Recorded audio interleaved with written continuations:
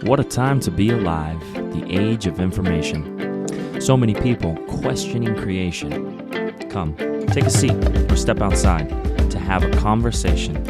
Let's listen, observe, and respond with compassion and truth. Are you getting people listening? Yeah, I have over 500 streams. Oh, nice. Which is cool. Yeah. And started the podcast to just dive deeper into my spirituality and dive deeper into the connection that I feel and talk to people about how they feel in regards to connection or is it self, and just asking big questions around spirit. Mm-hmm. But then it turned into opportunities to talk to different men that I look up to or that I've mentored about divine masculine and this aspect of our fathers and our grandfathers and a lot of trauma that's been passed down for generations of how we're all healing because we have the space to do so. And back then they didn't really have time to look at their emotional baggage because it was looked at as weak. Perpetuating the opposite, really. Hold it in, don't cry, don't feel, be a man. And I think the rise of the feminine has really given us a perspective that is so powerful. Yeah. Because we can actually bask in your strength, in your glory, and your wisdom. Yeah. Because we're not trying to muzzle the mouths of women. We're actually empowering and then stepping back and seeing your far exceeding wisdom and intuition to ours. Yeah. It's amazing. So that was the goal. And then talking to different people from spiritual walks about Hinduism, Buddhism, atheism. I practice Christianity, but from a place of Jesus Christ was a embodiment of a consciousness that I ponder, can we tap into? Or was he 100% God, 100% human? Those things are very fascinating. Yeah. But this is episode 19 of the Fearless Shepherds podcast. I'm here with Leah Zaccaria. Zaccaria. Leah Zaccaria. It rhymes. Leah Zaccaria. Thank you so much for being on. And we're in your beautiful studio in Venice, California. Yeah. Shefa Yoga. Shefa Yoga. Just celebrated 3 years. That's right. How does that feel? Amazing. Amazing. Because if you all know what 3 years ago was, right, was the beginning of the pandemic. So I was literally on my way down here from Seattle to open the doors to do my grand opening party, and I was literally in the air when we went on lockdown. Oh my gosh. So everything to me is so divine and so on purpose that literally if my flight was 2 hours later, I don't know if I would be here. Wow. Right? Because I don't even know if I would be able to get on a plane to come here. So to have not only survived, but really thrived now and be a success story 3 years later is you can't even explain the words that I feel about that. Yeah, because it was a huge journey and a journey where, I've been through a lot of transformations, and I think in life, that's what happens with transformation. It's not one big transformation. It's transforming over and over again.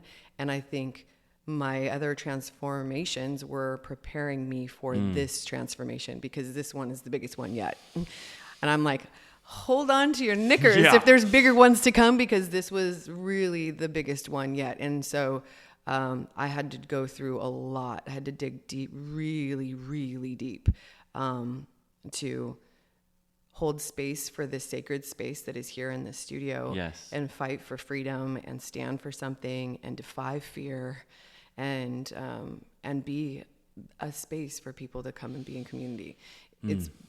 It's really an epic truly divine story. Timing of you getting onto a plane and finding out on the plane, what are the emotions that are going through your mind, your body, your spirit at that time? It was interesting because getting even on the plane, I was leaving, and my daughter had just turned 18. So she literally just 3 days before became an adult. And I kind of prepared her of we were in a scary time. It felt like war, right? It almost felt time. like end of the world. I was am I going to come back? I didn't even know. So when I was in the air, I was I don't know what's going to happen from here. So when I got on the plane, it was really interesting because I boarded the plane and they actually told us to get off. And so I was okay, I'm just I'm being led. I don't know what, because but back and forth, even getting to that point to get on the plane. Should I go? I'm going to leave my daughter. Am I coming back? am I going to die down here in Venice Beach? Like what's going to happen? And so then I got on the plane, and then they have us get off, and I'm like, okay, I guess this is it. Like, I'm not going. And they're like, we forgot to clean the hand things, because it was such a crazy, weird time with the germs. Yeah. So they just got us off the plane, cleaned the one thing they forgot to clean, and then put us back on the plane. So when I get in the air, literally, because I'm connected to Wi-Fi working up in the air, yep. I got word that Newsom put us on lockdown. And I was like, wow. Again, like, just how do it's unexplainable, right? And that's why it's just divine. It's just like, I am supposed to be coming here. If it would have been if my flight would have been any later, and I believe it wouldn't have. God presents the strongest warriors with the strongest battles. So to be leaving Seattle, coming to Los Angeles to open not only a yoga studio, but this place is truly like a center of community. People come here to not even practice yoga, just to say hi to you guys, because you have such a warmth. And during COVID, I was here in LA, and it was a very interesting time, to say the least. I've been watching the words I use, because they're literally creating our reality. So I call it interesting, because it gave a lot of us an opportunity to pause and look at all that was being told to us. And we had a decision to make of our sovereignty, of like, we're being told that our health depends upon outside circumstances and situations and X, Y, and Z. And I just kept looking at that with such disconnect from what my spirit was telling me. And what we've been like taught as healthy individuals, blessed in a family that like took our health and wellness very seriously. And for me, it was such a travesty to see gyms, yoga studios, even the beach. You couldn't go outside. LA was on a curfew. I was in a place where I was calling out to God, like, what the hell is going on? And there was a bit of fear, but then immediately, I don't like to resonate in a place of fear. I felt this like overwhelming sense of like a father's hug, of just like, hey, don't worry about the things that are outside of your control. Take control of what you can control and be a light, because people need that light. We need inspiration. We thrive off of it. So for you to come into a space that was like spiritual warfare, and just talk to me a little bit about what went through your head of, we were being told not only that you couldn't open your business, but you had to get vaccinated. And this is a touchy subject for a lot of people, but I think there's been enough time that has passed that those of us who didn't get vaccinated, and those of us who stood firm in, I just want to let the dust settle. Let me understand a bit deeper why you're forcing these things upon me. And for you to not only choose to be sovereign in your medical choice, but to be sovereign in your business and to keep it open and to not require people to wear masks. That's how I stumbled across this studio, because I was just looking for people that wanted to connect. And heaven forbid, if you're unhealthy, you stay home. Like, people that had some common sense. But exactly. I just would love to hear about being a business owner in the city of Los Angeles in 2020. Yeah.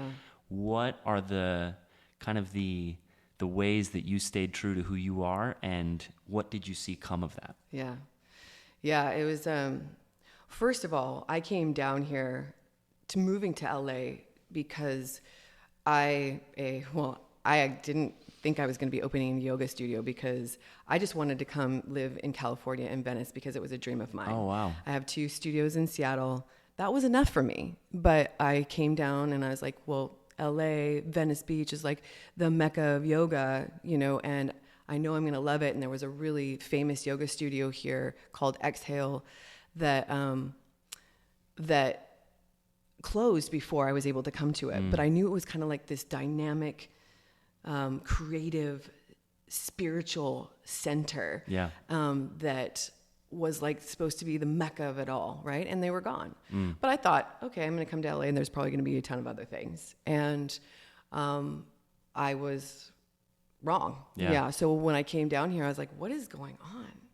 Everything in the yoga community seemed very rigid and corporate and had lost spirit, the spiritual realm, and became more capitalistic and the lacking community.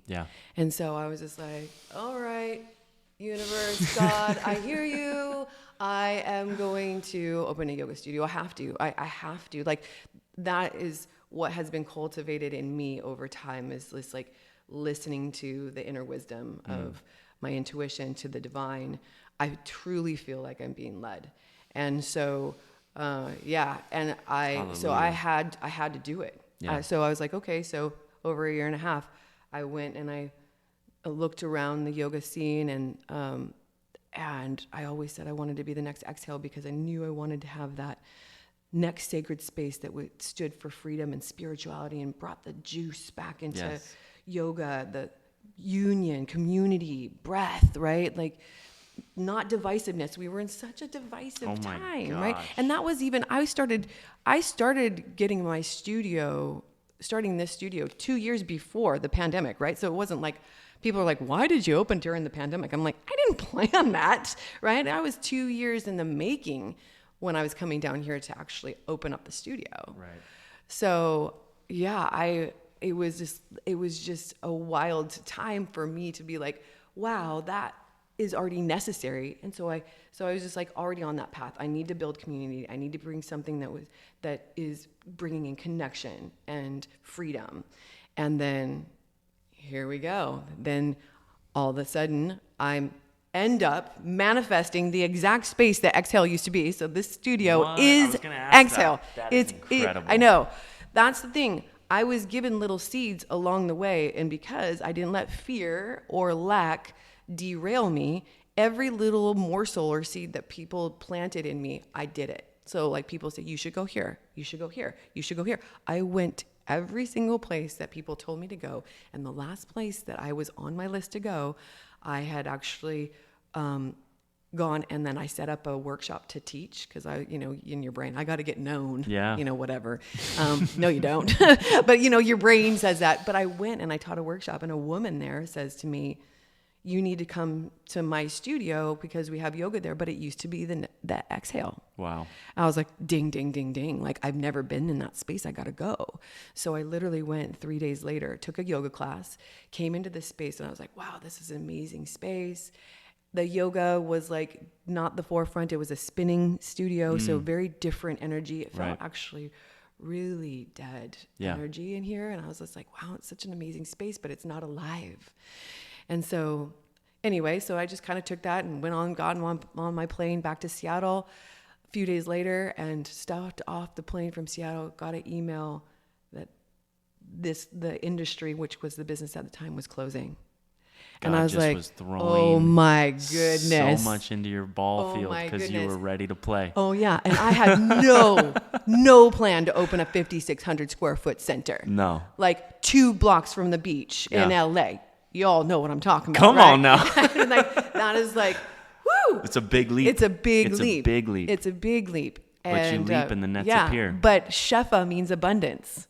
Gosh, I love it. That means abundance. I looked for a word that meant that, because that has been my brand the whole time. Totally. Since 2013 when I opened my second studio. That was like, no, I believe in abundance. I'm not going to have the scarcity mindset. So praise God that I did that. And I had that mindset because I'm like, okay, here we go. Like, I literally manifested this. I literally called it into my life. And just because is what it is doesn't mean I'm like, I have to do this. Like, for people living in fear, or people who are easy to feel like their train can derail very easily, what are practices that you have that keep that inner strength? Ephesians 6:11 is that we have the full armor of God. Mm-hmm. Timothy 1:7, we weren't given a spirit of fear. We were given a spirit of power, love, and self-control. These aspects of spirituality, it seems like you embody.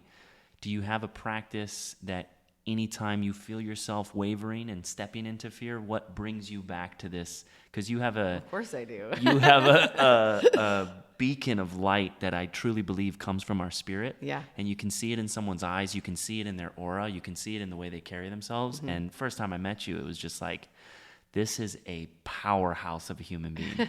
So I just love for people to hear, like, you're no different than any of us. Yeah. What are some of the things you utilize to practice your spirit? Yeah, I think it's, there's a lot of things, but the biggest thing I do is meditation. And, and some people call that prayer. You know, whether you call it prayer or meditation, it's really sitting with yourself. And I do it in two ways. One, I bring in mantra. And so I will call in, manifest whatever I'm wanting to cultivate. And then the second way is do you know Joe Dispenza, Dr. Joe Dispenza? He's one of the people that was really game changer for me during the process of COVID and staying out of the fear, because his premise really is, there's a lot to say about it, and I don't want to go Joe Dispenza, we could have 5 podcasts on Joe. 100%. Big shout out, Joe. Yeah, exactly. But the premise is I would lose myself to nothing. And people are sometimes like, what do you mean nothing? Nothing is everything, right? So nothing is it's the space, right? So I don't, I lost the identity I lost my identities essentially when I meditate. I'm not Leah, I'm not Shefa. Right. I'm not Leah, the business owner. I'm not this, I am. Ooh, that's what I just wrote down. Yeah, I am. Mantras of I am. I am. I'm consciousness. I'm love. I'm space. It's death of ego, right? And so for me, it was just like laying down all the attachments of what I thought I was supposed to be, or what Shefa was supposed to be, or all the external sources. Yeah, all the noise of telling you what you should be. Exactly. I say prayer is when you're talking to God. Meditation is when God is talking to you. Exactly. I love that. So powerful. Yeah. So it was such a game changer for me, because when I could go in and just be in that space, it truly did take me into realms of other dimension, really. Truly. And I feel completely at blissful state. And that's really what would call to me. And I'm not kidding you. Like literally after I would meditate and be in this space and form, then it's always in the morning, but I would wake up after sleep and I would always have just on loudspeaker, this is what you're going to do next. The answers came and I would not question them. Like, Amen. I would just be like, what? Like, I don't want to do that. Like, that makes no sense. Right. That makes zero sense in the state of the world that we're in right now. Like, that makes zero sense, but I have to do it. It's like, I have to do it because I believe that I'm divinely led. Amen. And I'm not going to lead with fear, because that's the mindset, right? Of rationalizing away the messaging from the divine that you're asking for and being like, I don't like that answer. I don't like that answer. But like, no, sorry. Yeah. No, that's the answer. So that is really what kept me going through these, this time of like being in, kind of circling back to your original question of like opening the studio and standing for freedom, and being in this time where external sources were telling us how to be healthy, what to do with our bodies. I was saying, no way. Thank you very much. No way. I think I know what I should be doing with my body. Yeah, exactly. And I had spent over a decade, like busting out of conformity. Yeah. I did that whole life. I did like get a good education, get a good job, get the house, car, the kid, the dog, and then you're going to be happy. And I'm like, that didn't work for me. No. Like, it didn't work for me. And that was because I was being programmed to do something that everybody was supposed to do. That's the control mechanisms. And I was like, it took me a decade to be like, no, that's not what I'm here for. I'm supposed to be bigger than that. I have a bigger purpose in my life. Right. And so when somebody comes in here and tells me how to run my business, let alone run my business, but then tell me what I got to do with my body and wear a mask and have a vaccine, I was like, no way. You have to stand up at that point, or else it's complete loss of your sovereignty. Exactly. And I had to. And I'm like, and for me, I also call myself a shame hunter. I'm not going to shame people for making the choice that is right for them. Amen. So I was never in that place of like, told you so. Yeah, exactly. I stood on that place of like, do what's right for you. Correct. Aren't we supposed to be living in a free space, a free country? Aren't we born free? Like, especially where we live in the United States, but like, this is not that. If you are conscious, if you are aware, if you are looking up out of the eyes of fear, then you have to see the truth. Right. You have to see, like, this is a bunch of bull. Yeah. Like, this is control. We're headed into a way where they're trying to get us to be more controlled for whatever agenda is behind the scenes. I don't know what that is, but I was saying, like, no. I'm starting to look at, in my spiritual quest, I don't look at it as good and evil. I look at it as truth and not truth. Mm-hmm. So people, and when I think of the word they, so I'm trying to understand that deeper as well. I know. But I truly believe that people are doing what they think is best for the good of all of us. So when I think of, the top percent that runs a lot of our financial systems and different things of that nature, I have this overwhelming forgiveness and empathy for them, because I truly believe that from their perspective, they're trying to solve some of the biggest problems that we face in the world. From our perspective, we would do things much differently, but we don't know truly what it is that is needed. And we can talk about ways that in a society based on love and on unity and on transparency, we could see things shift very quickly. The transparency aspect is where I think they miss the mark. And what is so beautiful about your story is so many people can relate to it, but so many of us have been silenced because of it. But the thing that stood out the most is the shame police of not needing to put others down because of I told you so, but actually holding space of like, this is what we've been doing since day one. You're welcome to come and do it with us. If you don't want to, don't come into the studio. Yeah. And so it's a beautiful way of embodying that same forgiveness that I think something that's the godly aspect of Jesus is after being brutally humiliated, he's on a cross and he says, forgive them, they know not what they do. Exactly. So it's embodying this spiritual, journey of forgiveness, because the ego wants to say, I told you so, this is bullshit, I've been saying it since the beginning. To take a step back into your heart space and empathetically love on the people, that is what's, I think, hopefully going to soften the hearts of those who were wrong in the first place and force something upon people that never should have been forced upon people. And we can see the pharmaceutical realm change. We can see our financial systems change, because I think there's a spiritual awakening happening right now. And I think people are starting to realize after 2020 to now 2023, like, I can make decisions day in and day out that are going to exponentially grow my mind, body, and spiritual health. And so for you to be on the front lines doing that, I just want to commend you and take a backtrack real quick to you opened studios in Seattle prior to opening here. Yes.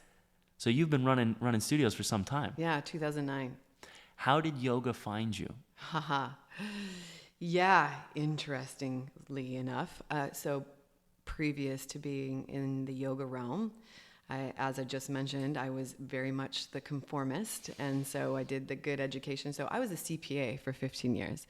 I had the name on the door, I was a tax director. I had the big office. I had the 6-figure income. I had the whole thing. And oh my gosh, I was so miserable. Like, I was so empty. I was good at what I did, but like, I got to a point where I was like, this can't be it. Like, it was so empty. It was just... When did that come to you? You said you did it for 15 years. Yeah, I did. Yeah. So I was just in a space where I was starting to transform. I was starting to, I think because I had like done everything that I was supposed to do to be happy. Yeah, you had all the accolades. Yeah, that I was just like, this can't be it. Right. So I just started that process of like, I've done everything externally to make myself happy. I need to go within. I got to start looking inside. So that is when I started, my body started to change because I was taking better care of my health. I started therapy. I was dancing again. And that is when I found yoga. So I was kind of really like busting free from everything that I had known to find my new life. Right. And so I started practicing yoga. My ex-sister-in-law, actually, funny enough, gave me a gift certificate to try hot yoga. Bless her soul. Bless her soul. And I went on a Sunday afternoon at 4:30 thinking nobody does yoga at Sunday at 4:30 in the afternoon. And I went and it was packed. It was packed. And I was just like, what is this? And I went and I practiced yoga and I was just like, okay. And of course I started with Bikram, which was really hot, really rigid, which was really in line with my personality at the time. Because I operated from a place of control and fear, because I was in the conforming place of lack of doing all the things. I was not in an open heart. I was not in a loving space. So rigid, hard. But guess what? Does not matter what yoga you practice. If you keep with it, it will work because it still breaks open your spirit. It's union. It is. It's and the it's yoke. through breath. Yeah. It's through breath. And that 2-minute Shavasana at the end that silenced my mind, got all the wigglies out, all the undulations of your mind out, to lay there with yourself and receive, changed my life. Yeah, in your fascial system, all of your emotions, all of the stagnant energy that's stored, you're breaking it apart through your breath first. Yeah. The asana comes after the pranayama. Yep. So it's really beautiful for me, yoga found me in a time when I was working. And again, all of the things that the world told me I should have, good job, good place, I wasn't fulfilled. And something called me into this yoga studio, and it was not the physical practice that got me. I mean, I played sports my whole life. That was awesome. But it was, like you said, the Shavasana, to be able to just observe the chatter. Yep. And then the spirit starts to flow. And all of a sudden, it was like I was yearning for this quenching of my spirit and knowing myself inside and out. And it reveals so much. But the intricacy of the practice blew my mind. Growing up as a Christian, never knew what Buddhism was, Hinduism, any of the isms outside of what I knew. And Olga Roberts, the teacher who led my teacher training, she was teaching us of Patanjali's 8-limb path, and we read the Bhagavad Gita and all these things that just opened my perspective to see the same tree, all these different branches, kind of boiling down to the same message. And so I was kind of flabbergasted at first, of like, it blows my mind that the church is so built upon fear that it's debilitating people, which I think is why COVID, the setup was perfect. You have so many people in this country and in this world that base their entire belief system off of fear rather than off of love. That's it. And so it was like in 2020 when I was calling out to God, like really cursing at God, like, how could you do this? This is not the world I want to live in. God's like, this is all happening for you. And if I hadn't been 6 years deep in my yoga practice at that time, I wouldn't have had the opportunity to be like, I can remain sovereign in all of this. I can remain fearless. This podcast is called The Fearless Shepherds because in that moment, God came over me in a way that was like, you are mine. You do not have to worry about anything. So the yoga practice is something that when I was playing sports, I thought it was for cheerleaders and for people who wanted to be flexy. And I fell in love with so many aspects of it. So it's cool to hear people's perspective of how yoga finds you. And I think in this spiritual awakening, there's so many people that are at least inquiring. And it helps us to inquire about our own beliefs. Yeah. And so I still follow Christ, but I can see every religion or lack thereof to be absolutely perfect. Yep. And as long as you remain in your lane of moving towards what it is that you're after, what it is that God is telling you to be moving towards, or self, without afflicting harm, judgment, or resistance to anybody else's flow, to me, that's how you embody your spirituality. And so a lot of us go to church and we hear this message and then we leave and that just stays there on Sunday. Yeah. And there's no embodiment practice. There's no practicing what you're preaching. And so this last 3 years has taught me so much of whether you're in a church or you're on your own or you're somewhere in between, the true leaders are those that lead in servanthood. And so owning a yoga studio, I can only imagine the stuff that goes behind the scenes that you don't get any thanks for. And you've been to our space. We run a community space here in Santa Monica, and it's something that God is showing me so much of when Jesus was telling the disciples when they were like, God, who's the best? Tell us. And God's like, whichever one of you lead from the back. and embody a servanthood. Yeah. Yes. That's the one that is getting the grace of God. And so I just wanted to ask you, like, what are the things that have presented themselves to you that you couldn't ever expect, or that you maybe aren't the most stoked on in your mind, but that when you go to bed at night and you just kind of take a breath and look back at your day, the thing that really keeps you showing up here on a daily basis and being this beacon of light in the community? I love just what you said, because that really has been my whole motivation is service, right? And, you know, and I think that was ultimately one of the reasons why I felt so called to come here, because I felt that was lacking, you know, because the realm, the paradigm that was shifting into it, you know, yoga studios being owned by venture capitalists and attorneys that weren't even practicing yoga. Yeah. And so I was like, oh, you know, like, no, like, I was a businesswoman. Right. I was a CPA for 15 years. I could have very much gone down that road of being a capitalistic, you know, yoga's a good business, you know? And, but that was not it for me. Like, that was my pathway of purpose to serve. So when I started down this path, I was like, it was never, ever about money for me. Right. And that's a very different mindset. And it's also a true reprogramming of the conditioning that we're led to do, right? But for me, it was like, no, the more that I just put myself out into service unconditionally, like you talked about, like, because there's so many things that I learned through business and small business and all the things that I deal with. This is a people business. How many? You gotta show up all day, every day, and I have to deal with a lot of different personalities, a lot of different things, from the people on the street to the people in the doors. And this is a yoga community, like people coming in and with, you know, all of their stuff. Yeah, with all their stuff. And let me tell you, like, during COVID, when I made the choice to stay open and be here, people falling in my arms, crying, saying that this is the place that's saving their life because of so much fear and isolation.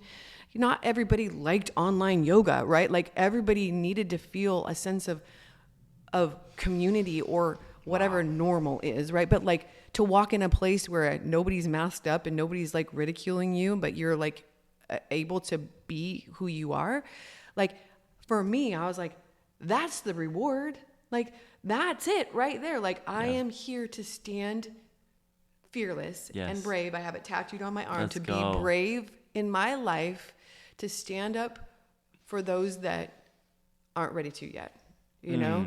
So I just have to be that. I have to be that. I will never forget the moment that the BLM riots were happening in LA. And I was living here. So I got locked down here. So I was living in Studio A because I was planning on going back to Seattle if I was able to, but like, my home wasn't here. I didn't have a place here. I was coming back down to do my grand opening and go back home and then start my little jaunt back and forth. So I'm living in Studio A. We have the BLM riots. And you're on Main Street. I'm on Main Street. Just for reference, there were entire blocks of Main Street just getting looted, ransacked. Exactly. It was not good to be on Main Street. So, yes. So 2 instances. One day it was being looted. Me and my 3 managers that were with me, me and 3 guys standing in the lobby. Everybody's getting looted around us. And we're standing court like, nah. Not happening. Not happening. I walked out. The guy looks at me. He said, I am sorry what we're about to do to you. And I said, no, thank you. Keep going on your merry way. He didn't touch us. Everybody around us got looted and spray painted. And my whole front is glass, right? They could have easily broke windows, but nobody touched us. Yeah. And then a few days later, the National Guard comes in. I go stand in the middle of the street. I'm not kidding you. This will always be imprinted in my heart and my life, and it feels very divine. I stood in the middle of Main Street. It was completely blocked off. I looked to the left. National Guard was a block down. Jeez. I look right. The protesters are on the other side. I literally stood in the middle of the street, and I'm like, what is going to happen? And like my space is like the middle of it. It's like love and fear, right? Like what's going on? And I just stood in the middle of the street. And I just stood there like in my power, in my fearlessness, holding the space. And I'm like, if these protesters go left, we're going to see some bad things go down. Yeah. Or they're going to go right. And they went right. Wow. Yeah. I'll never forget that moment. It was it almost makes me want to cry, because it was such a moment that told me that love is going to win. Amen. That it's going to win. It doesn't matter if the National Guard is on the left with their freaking guns. Tanks. There were tanks in the streets. And I'm literally feet from them. And the protesters go right. Yeah. And I'm like, I'm standing for something. I don't know what is going on, but I'm just like, there's so many things. And of course I'm writing them all down, and I have a book that I'm going to write about all this that happened, because there's just stuff that you can't make it up. No. And for people that think that life is coincidence and there's no purpose to life and all of that, and there's no spirit, I want people to read this book and say, I can't make this up. Correct. This is stuff that is divine. Yes. This is God. This is something bigger than me. Like, I am the vessel. I am not special. No. I am just open. Yes. And being the shepherd, or and whatever you want to call it. Right, I have faith. All God asks of us is faith. Yeah. If we step into the space, and what you were talking about was so divine, like there's so much imagery. God spoke in parables a lot, and I think what you just did, Jesus, I say God, but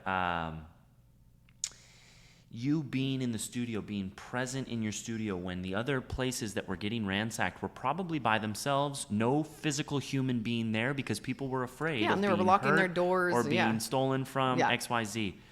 Your presence, that person was able to see you as this angelic light that you are, of like, you're not going in there. And in that, you softened their spirit to feel love and to be like, just a moment of questioning, what am I doing? People get so caught up in their fear that they're just reacting. People were angry. People were scared. They were reacting. Mm-hmm. Your resiliency and faith was able to protect your space. Angels were looking after you 100%. Because you were stepping into your angelic form. 100%. And the same thing of being in the middle of that street, stopping warfare from happening, is both sides are able to see this angelic light, like just this quick step out. You can see everything from a higher perspective. And it's, like you just said, there's nothing different about you, me, or anyone else. But the consistency in our practice, mind, body, and spirit, is something that is the most important thing, bigger than money, bigger than the car you drive, bigger than anything in our lives, is that self-study, the svadhyaya, and the practice of non-harming. And it's easy for a lot of us to not harm others, but to not harm ourselves, to make choices from a place of self. Our society has taught us so much that it's selfish, it's egotistical. When you're talking about money, there's such a beautiful way of creating a relationship with money based upon the way you're creating relationships with the people around you. Your yoga studio has teachers from every walk. There's no real, from what I've experienced, there's no like harsh box that you're confining some teacher to teach in. And that allows for so many people to come in here and find what it is that will suit their practice. And so that's the Shefa. The aspect of abundance, if you can just chat quickly, however deeply you'd like to get, on the relationship with self and how that relationship helps you with your relationship with money and others. Yeah. What does that mean to you? It's everything. Yeah. I mean, really, that's the work. And ultimately, what yoga did was percolate the stuff to the top that needed to be looked at. Yeah. Talk about that self-study, right? So I had to look inside, why am I running my life from a place of control and fear? How am I conditioned? And what am I told what to do? And so there is where that's when I started going to therapy. I started really unpacking like all the stuff as little Leah. you know, because we all have stuff. We all have stuff. It doesn't matter where we're coming from, but like we didn't have a choice of the families that we were born into or the countries that we were born into. And our parents did the best that they could from what they were taught. Right. That used to really chat me, people saying that they did the best they could with what they had. And I used to bug me so bad because I was like, but it wasn't good for me. Right. But that's what I finally accepted is like, they actually did because that's what they were taught. Right. But it wasn't good for me. So that is the journey of our life to find our own personal truth because of whatever conditions or traumas or things that were the cycles that were passed down to us. That has to be unraveled. It has to be untangled to find your own truth. If you are not willing to do that, you will not lead a life that truly feels free. Right.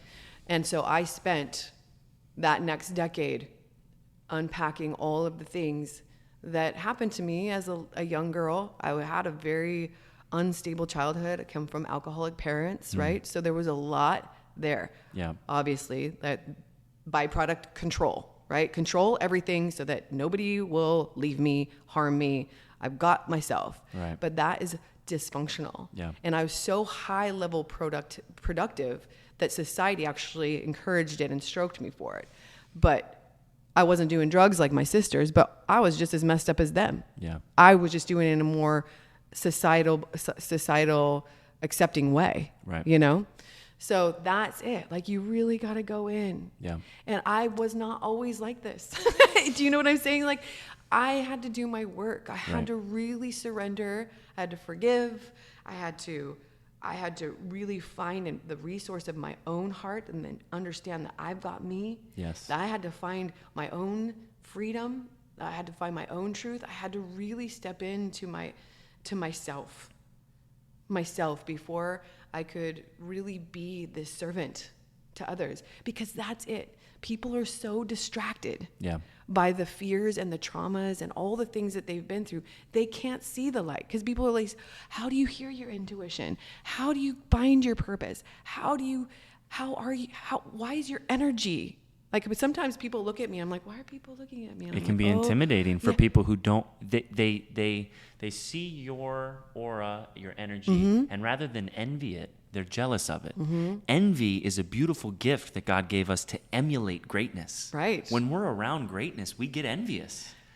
That is a beautiful thing because then it transmutes your envy into like courageous, optimistic faith, because you're like, I see greatness in them. There must be greatness in me. Inspiration, right? I just want to be an inspiration. Yeah. But again, so many people are so distracted by all that stuff. It just, you can't see clear. No. And so you'll never see clear. And so until you do your self-work, it will never be that. And so that's like my biggest message to people. And that's why I teach yoga the way that I teach, because I teach from a place of inspiration, right? Of like, really go to those places that you're afraid to feel, that you know, study those mindsets that you keep telling yourself that you're not enough, that you can't, that whatever the minutia that keeps going on in your mind, because I want people to elevate and actually see what they're telling themselves is a lie because they've been conditioned to believe something else, or because of something that's happened to them in their life that they believed the story. Yes. It has to be unpacked. So, and until you do that, you can't have really good relationships. No. You're not going to be in your own divine entity. You're not going to be in your purpose, right? Everybody wants the magic potion. The magic potion is self-worth, self-love. Yes. And you have to do the work internally to get that. When Jesus said, I am the way, the truth, and the life, I think he was speaking in a parable of like, I am. 100%. And you are leading from that place. I am leading from that place because we're no longer comparing our journey, our traumas, our fears with anyone else's. And sometimes your pain might be lesser than someone other than you. So you're gonna deflect your pain and say, well, my pain's not as bad as their pain. So I don't need to do the work. I should feel good that I had this privileged life. Yep. And so this spiritual awakening that we're all going on is this ability to, because there's polarity in our world of comparison with social media and television and this prop of what brings you happiness. And it deflects and distracts you from the work that is needed to find fulfillment in a life of servitude. And when you can really strip through the facade of what we've been told to do and what our social media pages tell us is happiness, and the aspect of money. Money is such a powerful tool that can bring so much freedom and happiness, but it clouds so many of our paths of stripping the facade of how much and really looking deeply into how well we are integrating what we have into our servanthood. And so the aspect of community, that was the question that I wanted to land on, is in a yoga studio and in West LA right now, there seems to be this yearning for community, really in the world. Oh, yeah. There is a yearning in the human spirit to connect with each other in real life. And I love technology. I love the fact that we can connect with our friends all over the world on social media. I'm not bashing it. I love that we can shoot a podcast. Yeah. People can listen from all over the world. Yeah. But what does the aspect of community mean to you? And for someone who's in a place where it's hard to find community, I always tell people when they come to our space and they come to a dinner, they're like, how do you do this? How do you have the energy to hold space daily for strangers? And I just tell them, what else are we here to do? Exactly. There's days where I wake up and I'm like, God, I'm tired. What the heck is going on? Yeah. And God says, just show up. Yep. And then all of a sudden I take the next step. I don't worry about how I'm going to get to 6 p.m. I take the next step and then the next step. And then all of a sudden I'm around people, which is around God.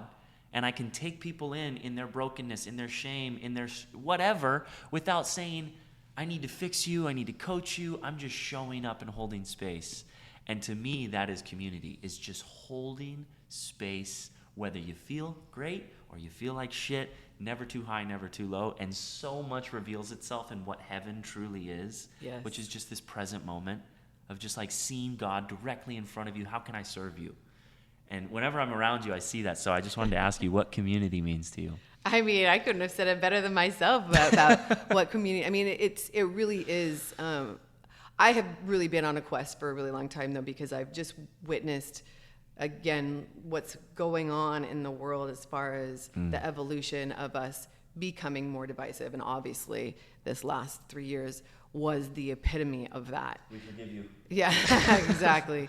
So... God willing. Yeah, I was always kind of like, I've always just been like, I want face to face. We have enough. I'm so tired of watching people at dinner tables out and everybody's on their phones and they're not. It's a disgrace. It really is. Walking down the street and people are on their phone and they're running into me, you know? And I'm just like, nobody's present anymore. Everybody's super distracted and they're filling their minds with fear and stuff that's perpetuating lack of self-worth and scarcity, right? Which is all the underbelly of fear, right? But lack of accountability, lack of connection. So I have just, even before the pandemic, that's my taglines: community, growth, discovery. Community is number one. So for me, I will always be that person that wants to bring together people face to face. I love it. Because if we lose that, we die. Over. We die. And I'm not talking physically necessarily, maybe, but our souls. Yeah. Our souls will die. Yeah. And we will make true what people in the technological world say, that we don't have spirit. And I think that's the biggest GPT lie. Our spirit. Yeah. That will never be overtaken, and that's what remains steadfast and hopeful in my heart, no matter how far society or the world is telling us to drift. Our spirit is always going to be lending its hand. The beauty of free will is that the shiny apple is always going to present itself. But when we can take our eyes off of the shiny apple and look at the Eden around us, it's an easy choice. But there's so much glory in spirit and in all of these religions that all stem back to the same thing. So I'd love to ask you, your spirituality, do you define yourself on anything, or do you believe in the universe? What is it that is your North Star? Yeah. So I grew up in a non-denominational Christian household that was, my father and mother were Catholic, like went to private Catholic schools and stuff like that. So I'm very familiar with Catholicism as well. But from being in a non-denominational, because they kind of broke free because they didn't like the dogmatic ways of Catholicism. And so my parents were really spiritual, and my dad is like, I definitely know I am from him, right? Because like I just feel his spirit and his spirituality. But as I grew in my own path, in my own freedom, and and through learning of all the different religions, I was always very curious, and so I studied religion actually. And for me, I just the fundamental thing that they all come down to when you strip away the dogma is love, right? So I actually just met a woman who actually found me. She's a very spiritual woman who goes between LA and India, and she has been given wisdom that the last person that taught it was Jesus. Wow. So she's actually coming here to teach these 5 elements. So it's a thing. We'll have a side conversation about that later. I look forward to hearing about that. But she's like, Leah, like, did you know that Jesus lived in India? And did you know, like, so did Buddha studied there, and Shiva was there. There was all kinds, all the religions actually came to the spirit of that mother place that, a lot vortex. Of the vortex of spirit, right? So I'm just like, when you strip away the rules, the dogma, the conditioning, the fear, the control, right? It's like fundamentally, what are we doing here? And that's what I will always come back to. Like, it's all love. It's all love. 2 most important commandments: love God and love your neighbor the way you wish to be loved. Exactly. It's all centered around love. Exactly. So if you strip away all the facade of those other words and you melt it down, it's love. That's... So I don't identify myself with one religion. Right. I really, like, in the words is it Bob Marley, love is my religion type of thing, right? So it's just, the word religion also just like, I try to steer away from that too, because it's like that to me, that word is dogmatic. And so for me, it's spirit, spirit and, love and divinity and energy, and it's all there. And I definitely believe in Jesus and all of that too. Like that's not all lost on me as well. So, and that's what's so potent, is that you can believe that and not need to attach to someone else's belief or even your own self's belief differing slightly, that you're then eternally damned in a fiery pit. It's like an all-loving God doing that has always made me laugh so hard. I'm like, I don't know about Bob that. Marley also said that whoever they are aren't taking a break. They're not taking any time off, so neither am I. Right. And so I just want to commend you for the light that you are and for the consistency that you've shown since I've known you. Thank you. And I pray blessings over your health, this space, and over your partner, Tegas. Thank you. And this is the last thing I wanted to step into of partnership and of the big one, masculinity and femininity, and in a time that we're in, of where you were talking about personal truth earlier. And then there's an aspect of personal truth that is so powerful and so important, and there's an aspect of personal truth that can start to warp this, like, because this whole podcast and what I'm trying to do in bridging universal truth and religious truth, like spirituality and religion, and building this bridge, is we live in a time right now where men are demonized for a lot of different reasons, and women are filling a lot of the roles that men normally would fill. And this can be a long topic, so you don't go deep into it, however deep you'd like. But for you, I'm a big fan of your partner, Tegas. Yes. And to me, he embodies so much of what I embody in what I believe divine masculine to be, which is strength, servanthood, and then that aspect of devoting yourself to one woman. we live in a world where abundance in women, we see it in our movies, in our music, in our culture, that the divorce rate is at where it's at. It's like, it's sad to me to see that the family structure is taking such a hit, and we wonder why there's so many problems in our world. If you can talk a bit about what it means to embody divine feminine, what toxic femininity means to you, and then when you were searching for a man throughout your life, as you've evolved in your spiritual quest, what brought you to see Tegus and what aspects of his divine masculine connected you to? Because I truly believe God brings your partner to you when you are ready to really be a whole in the whole. You know, the unity within the fullness of self. So that was a packed question. Yeah, it is a loaded one, but one that I'm super passionate about. And I'm so excited, actually, that we're moving into this realm of divine femininity in, at least for me, and what I want to continue to teach and inspire other women, because I was literally the epitome of the over-masculinized woman. I was a corporate woman sitting at the table with all men, trying to be in that control aspect.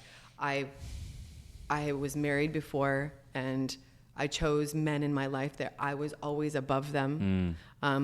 I devalued their self-worth by being overbearing and over-controlling, being the breadwinner, doing everything. And that was my trauma. Yeah. That was my stuff. I was living in fear from my trauma.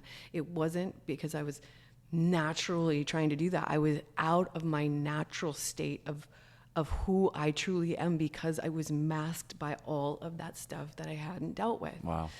So that is what I'm trying to get the message out to women, is like, deal with yourself and deal with these fears. Look at your conditioning. Look at why you are operating in the world and what you're listening to and what you're taking in, and to be a woman in the world. We have been conditioned and gone through this whole, feminism thing and equal rights and all that stuff, but there's a balance. There is a balance in that. And one, I probably would have burned the bras, back in the day or whatever. I was on that stage, right? For sure. You know what I mean? And a lot of it comes from a place where it needed to happen. Yeah. Which is so beautiful, is a lot of the empowerment is good. Yes. But it's when the pendulum starts to swing. Yeah.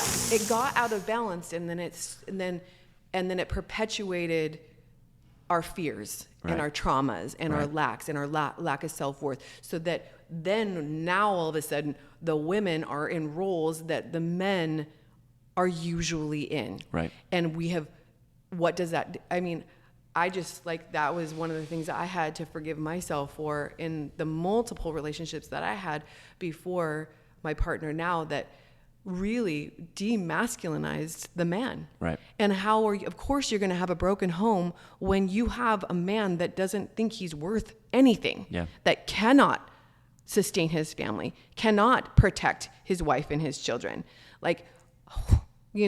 So for me, I really had to strip all that stuff away, find my own individuality, right? My own sense of strength and freedom, and really accept who I am and the powerful self that I am, because I'm a very powerful, fiery, brave, strong woman. So to find a man that would also not be afraid of that, but actually accentuate that and elevate that, also took a very special person who had also done his work, right? That could stand in his self-worth and his masculinity and say, I can hold this. But the world has cut men down so much that it's really rare to find now, and that breaks my heart. Yeah, it breaks my heart. So the more that I lean in, I teach it so much in class now about finding the feminine energy. Yeah, we have to find the balance. And so because I'm a very fiery person, just in my constitution, I really work on bringing in the softness, the woman, the feminine energy of compassion and love and flow and less rigidity, because then that keeps me aligned in harmony, so that I'm not over masculinized in my energy. That's like probably what one of the things that I have to work on the most is to not go there, because I have been so conditioned to that. And that's my like default for my armor. It's armor, y'all. For sure. Because if you can lay that down and let yourself completely surrender to a man that is going to hold you and be in his masculine divine, there is nothing like it. No. It is the most amazing thing I have ever experienced in my entire life.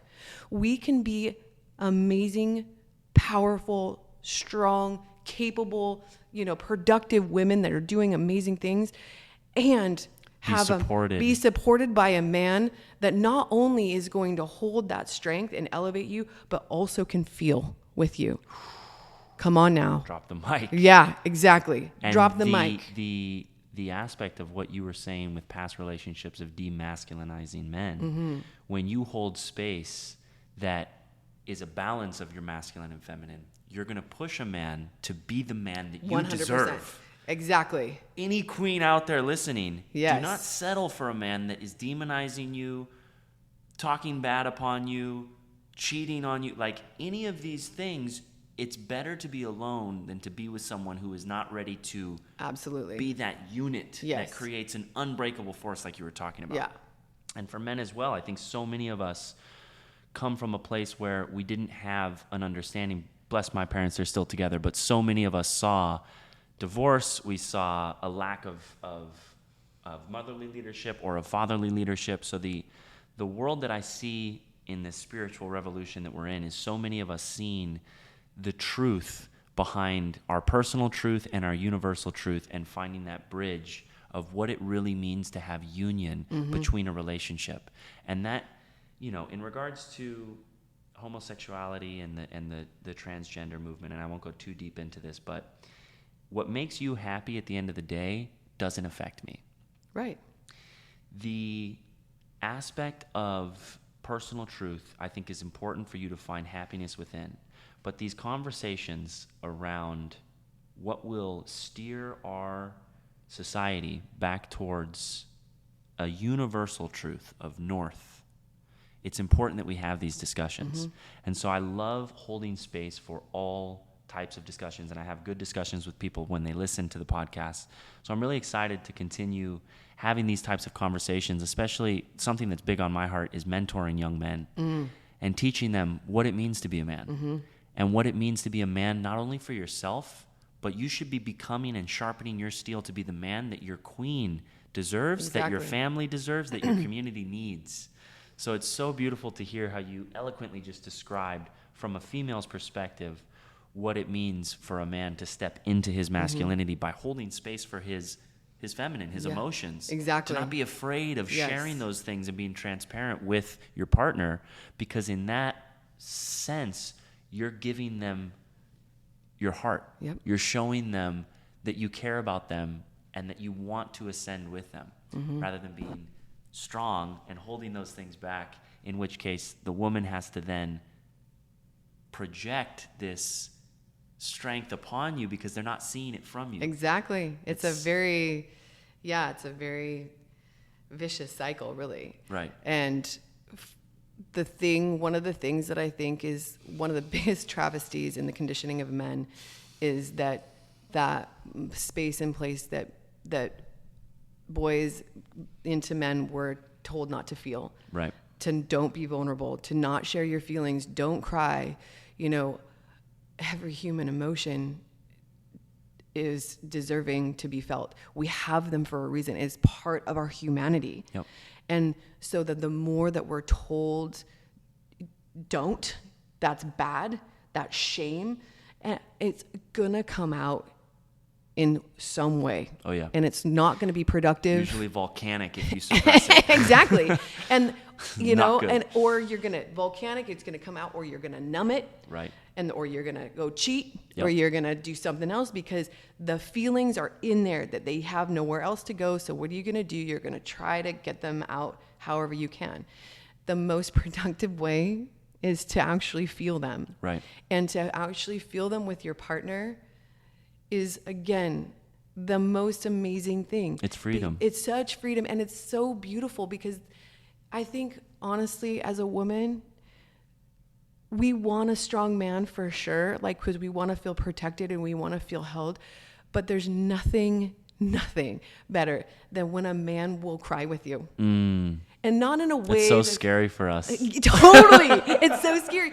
But then you have our heart. Yeah, exactly. But not in a way like to really just surrender the emotion of like, I am in deep gratitude. Right. I am like, my heart is so open. And then there's it's no not shame. Necessarily like I'm crying because I got my skin knee. You know, it's not that. Like, a woman wants to, come on, buck up now. Like, not when you have a runny nose. Not about that. And they're not crying for that. Right. But when you're emoting from a place of like releasing something that has held you hostage, right, or so, big, and you're feeling that there's so much love, there's so much connection, there's so much gratitude, there's so much there, like that is our natural nature, is to cry. It's not a woman thing. And it's not a woman thing. It builds a yearning for one another that's so much deeper than sex. 100%. You're now connected at a soul space. It's our pleasures and passions that connect us. It's our pain that bonds us. And when you're bonded, your wandering eye doesn't exist. Exactly. I have one person. Yeah. And when you have an unbreakable powerhouse unit, the stuff of the world, it dissolves. Yeah. And you're able to then really dive into why God put you here, and there's so much spirit behind everything you just said. And so I am impressed whenever I hear, because women always say that it's our emotions that show our strength. Because I came from a family where my dad was like this boisterous, loud, tough bite, and the time in my life, and I've shared this in the pod, when I saw him vulnerable, when I saw him break down, it was actually a time that showed me his strength more than I had ever seen when he was screaming, cursing, or hurting anyone. That's it. So it was a time for me to break a cycle in my own family, and that I pray for all of us that we're able to have a connection with spirit, to have the courageousness to step into, if we come from a broken family, we don't need to create another broken family. And if you're not ready to get into a relationship, don't get into a relationship just to be in a relationship. Like those chapters in our lives of when you talked about having to just do the self-work, like that is so imperative towards 15 God years. saying, all right, you're ready. Here's the person that's going to help you towards that next ascension that's waiting for you. I think that's another conditioning that's unfortunate, is to hurry into it. And again, for reproductive reasons, right, too. And also like, the time ticking, and it's like, babies having babies and they haven't dealt with their stuff yet. Yep. I mean, and it's really not about age. So like if you have a 22-year-old that like very wise and has like done their self-work for the most part, like that's fine. But most of us don't. No. Most of us are looking for somebody to fill the void. I hate that movie from The Line, complete me, right? Like, no. You have to find your wholeness, your completeness, your truth first. Right. That is the only way it's going to work. And that is where community and divine leaders, both masculine and feminine within the community, that show these examples help the younger generation to see, because it's very easy when you see what the world is telling you to do and you see spirit in people and people that are practicing what they preach, it's the easiest choice in the world. And I see so much hope in the future of kids that are coming up. Whenever I have conversations with kids or I teach a yoga class where it's all kids, I'm like blown away by their intuition and by how tapped into spirit they are. Mm-hmm. And the renaissance that we're in right now of spiritual awakening is powerful. So to wrap, I'd just love to hear 2023, we're closing March up. April's on its way. We've had sun in California the last couple days, which, thank hallelujah, God. I haven't felt. It's been the rainiest winter in the history of California. Yeah. What does 2023 have in store as we're heading into spring, which to me is truly the new year? A lot of seeds being planted here at Shefa. Yeah. In your own personal life, what can people look forward to seeing more abundance you and this beautiful studio accomplish in this year and beyond? Yeah. So 2023 is really about cultivating and watering these growing seeds. All 3 of my studios are finally in a position where they're really thriving. That's beautiful. It's taken a minute, to get back on track, and God's timing. And so I'm really reinvesting and amplifying what is already here for the studios in 2023. So I'm really excited about going forward. Like this is literally supposed to be my personal renaissance for the next. I'm an Aquarius, so let's go. We are entering into the age of Aquarius, and so of course we are. Yes, and so I feel God is going to bless you tremendously in this season. I feel it. I feel it so much right now, and I feel and you know what is a wonderful thing is that I believe I deserve it. Amen. I was literally just about to say, and you're ready to open your hands and receive it. Yeah, I've climbed big mountains. I've stood in the face of fear that most people would have turned their back on many, many times, and I want to be that example for people. They say, go through it. The lotus comes from the mud, right? That pristine, beautiful flower comes from all of that murky, dark, hard stuff to then bloom into this beautiful flower. I think it's one of our biggest spiritual journeys is worthiness. How can I, this broken, faulted human, deserve all that God is ready to give me? Because exactly. That's why we were created, was to be blessed, to be abundant, so that we can then serve tenfold. Exactly. And then it just becomes this, it's not like you're not a job, you're not attached to these things. You're just literally in this eternal now. And yes, you can plan for your 5-year, your 3-year, your 1 year, and then you just come back into what's happening, and every day is a heavenly walk, whether it's an abundantly blessed day or there's a lot of trials. You just look at it from this place of just presence, and as beautifully said, calling in more Shefa. That's it. And it's here. It's just every day. Amen. I'm just like, oh my gosh, watching all the people walk through the doors and everything that's happening. I was just like, there's no words for it, because there was times where I didn't even know if I would ever see a person in this walk through these doors. The fear that comes forward and stepping into your calling. Yeah. And the beauty of humble beginnings, and the beauty of God's timing and not yours. Exactly. Like, these trials are really just forging our spirit. And then, like, I was talking to Swami Chidananda 2 weeks ago, and he was like, all of us are trying to accelerate our spiritual ascension. That's like trying to run your head through that wall if I'm trying to tell you to get to the other side.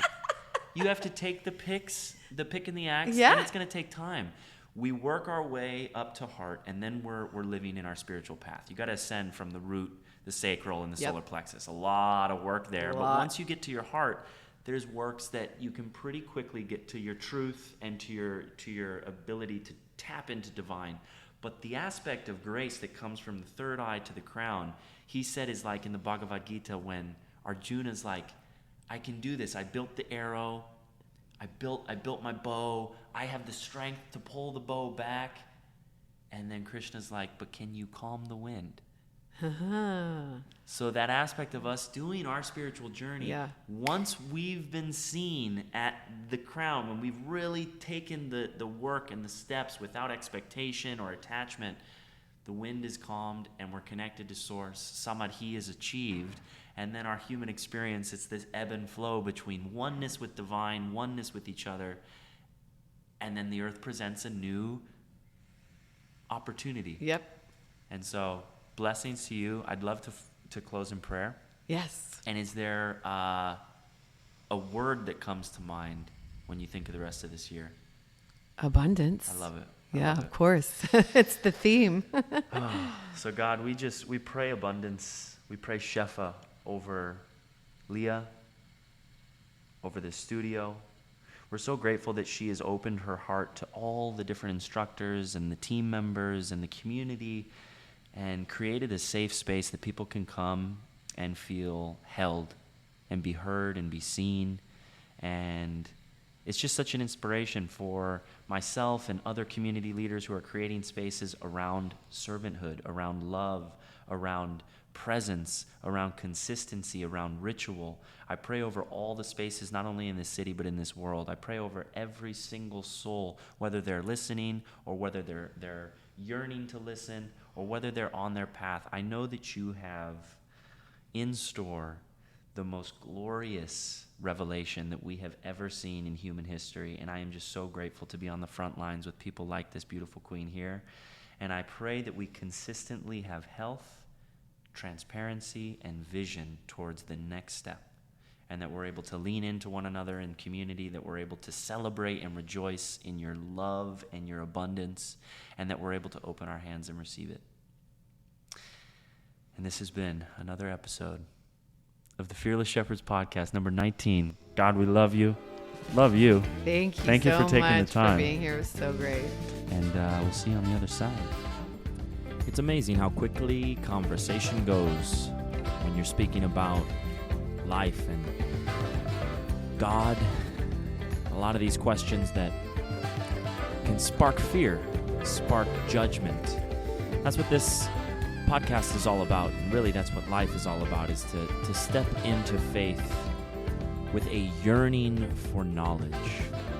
So if you want to learn more, if you want to donate to the cause, my name is Kyle Cassidy. I am the founder of the Fearless Shepherds, and I cannot do this alone, so I would love to hear from you more. You can follow our movement on Instagram or TikTok at Fearless Shepherds.